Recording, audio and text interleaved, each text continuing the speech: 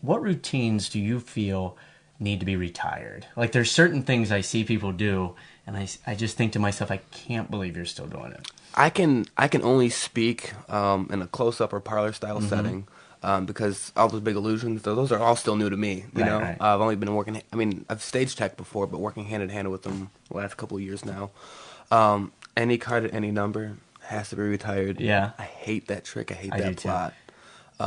I think anything where sure. you're counting cards, and when somebody has to give you a number, there's a math problem in the card trick. I can't stand it. Any math problems, come to the show this year because I do a trick with counting cards, but I promise you it'll blow your mind. I promise you it will. But it's quick, and it's just, yeah. Yeah, I had a guy explaining a trick to me the other day during intermission. He said she took the cards and she asked me my birth date and then subtracted this number from it and then asked me my favorite letter.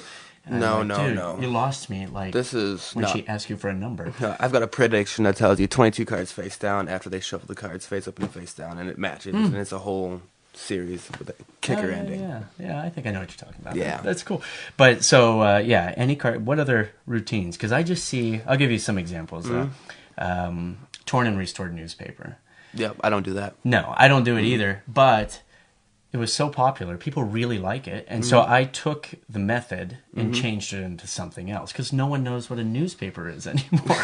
Yeah. Like, quite frankly, or when I see people doing like silk flowers or like silks, like just, I don't know, or parasols. I can't stand it when I see Really? parasols. See, Unless it fits their character. I Yeah, it saw does. somebody that was a Japanese style or making parasols appear. and yeah. that fit, but just some random guy at a birthday party or something. Come on. Yeah, no, it's kind of weird. So I'm not a big fan of silk magic in general. Yeah. I think there's a lot of stuff you could do to make it look cool. I think one of the big things is if you're gonna do like make birds appear, which I don't. I want to, but I don't. Yeah. But if you do any kind of bird stuff, take all your silk handkerchiefs and throw them in the garbage and figure out a different way to produce them. I agree. In my opinion, it's just too cliche. And Yeah. one of the things that we try to do with the Revolutionists is, we do some older pieces in there, but we try to make them a little more modern, a little more fun, and kind of put a more fun spin on Like a things. little twist to it. And, Yeah, and try to get away from that cliche stuff. Yeah. However, I do make a deck of cards appear out of a silk. I will say that. I do that. Yeah. But you know what I'm talking about, like making it go over here and Yeah. Come on, you know. But at the same time, I wish there was more classic tricks that you don't see too much within Magic, like that little trick where you pour salt in your hand and make it disappear with that one little thing. You know what I'm talking about? Yeah. I still do that all the time. Yeah, I do too. Because to a magician, we're like, oh, he's doing that. To a lay audience, it's like that's the most impossible thing ever, and it's so. I mean, to us, it's so simple. Right. But I do that all the time. But do you find that I've learned that the simpler things, as a close-up performer, anything that people can hold on to or touch changes it all. Like to watch, we were talking about floating, like Yes. levitating.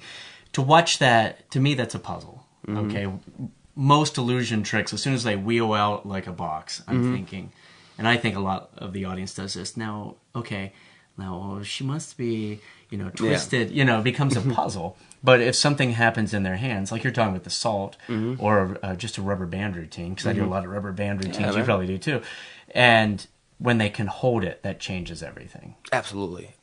Anytime I do any kind of close-up magic, my goal is to get as many people involved as possible because magic is an experience that everyone's going to happen when you're there. So that's the goal at least. And it's easier to get them to experience or stay engaged in what's happening if they're in some way a part of it, whether they're the ones picking a card, signing their name, or they're the ones shuffling, or whatever it is.